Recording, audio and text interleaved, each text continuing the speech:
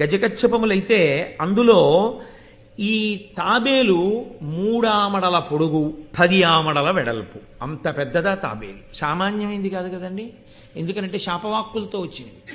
ఏనుగు 6 ఆమడల పొడుగు 12 ఆమడల వెడల్పు, అంత పెద్ద పెద్ద ప్రాణులు రెండు. ఇవి రెండు దెబ్బలాడుకుంటూ ఉంటాయి. వాటి గొడవ ఎప్పుడో అప్పుడు తీరిపోవాలిగా.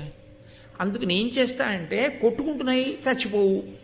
కాబట్టి పరిష్కారం లేని ఈ సమస్యకి పరిష్కారం నువ్వు చేసి నువ్వు వెళ్ళి తినే వాళ్ళిద్దరు గొడవ వదిలిపోయి అంటే ఆయన నాడు చాలా సంతోషం నాన్నగారు, నేను తినేస్తాను. ఇప్పుడు ఆయన వెళ్ళాడు వాటిని తినేయడానికి. అది పెద్ద విషయం ఏం కాదు, ఇంకా గరుత్మంతుడికి తినేస్తాడు. ఏదైనా ఆధారం ఆయనకి లభించాలి కాబట్టి ఆయన అలా ఎగురుతూ వెడుతున్నాడు చూస్తూ.